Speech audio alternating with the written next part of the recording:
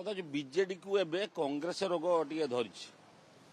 ସମସ୍ତ ସାମ୍ବିଧାନିକ ଅନୁଷ୍ଠାନ ଗୁଡ଼ିକୁ ଅପମାନିତ କରିବା, ଅଭିଯୁକ୍ତ କରାଇବା, ତାଙ୍କ ବିରୁଦ୍ଧରେ ଅଭିଯୋଗ କରିବା, ଇଏ ଗୋଟେ ବିଜେଡିର ଆଦତ ହେଲାଣି।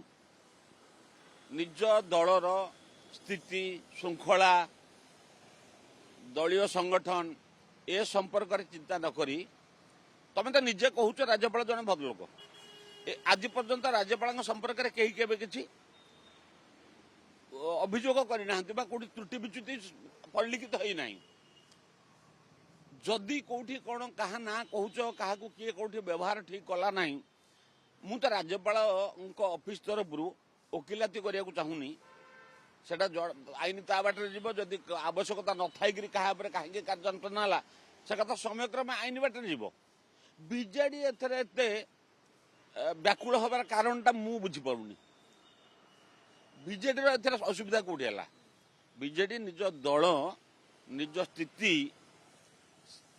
ବିଜୁ ଲିଗାସି କୁଆଡେ କେତେ ଭାଗ ହେଲାଣି ଏ ବିଷୟରେ ଚିନ୍ତା କରୁ। ଆଉ ବାକି କଥା ବୁଝିବା ପାଇଁ ରାଜ୍ୟ ସରକାର, କେନ୍ଦ୍ର ସରକାର ତାଙ୍କ ବ୍ୟବସ୍ଥା ଠିକ୍ ଚାଲିଛି। ଶୁଣନ୍ତୁ, ୟାଙ୍କ ବିଷୟରେ କହିଲେ ମୁଁ କହିବି, ଇଏ ଜଣେ ରାଜ୍ୟପାଳଙ୍କୁ ପ୍ରେସରାଇଜ କରି ତାଙ୍କ କାମରେ ଲଗେଇବା ପାଇଁ ତାଙ୍କୁ ଅପମାନିତ କଲା ଭଳି ତାଙ୍କ ଖର୍ଚ୍ଚ ହିସାବ ମାଗିଲେ। ସେ ହେଲିକପ୍ଟରରେ କୁଆଡେ ଯାଇଥିଲେ ମାଗିଲେ। ଏ ରାଜ୍ୟରେ ଆଙ୍କ ନେତା ହେଲିକପ୍ଟରରେ କୁଆଡେ କେତେ ବୁଲନ୍ତି ଏବଂ ଯାଇକିରି ନ ଯାଇକିରି କ'ଣ ହିସାବ ଦେଇଥିଲେ, ସେ କଥା ତାର ଉଦାହରଣ ଅଛି। ୟାର ଉଦାହରଣ କିଛି କମ୍ ନାହିଁ। କିନ୍ତୁ ଗୋଟେ ରାଜ୍ୟପାଳଙ୍କୁ ଅପମାନିତ କରିବାର ଅଭ୍ୟାସ ବିଜେଡିର କେବେଠାରୁ ଆରମ୍ଭ ହେଲାଣି। ଏବେ ତାର ପରିଲକ୍ଷିତ ହେଉଛି। ତାଙ୍କର ଯେତେବେଳେ ଅବସ୍ଥା ଖରାପ ହେଇଯାଉଛି, ବେଳକୁ ବେଳେ ବିଚଳିତ ମନ୍ତବ୍ୟ ଦେଉଛନ୍ତି। ଆବଶ୍ୟକ ସ୍ଥଳେ କରାଯିବ। ଏଭଳି ଅନେକ ସମୟରେ ଅନେକ କଥା ହେଇଛି।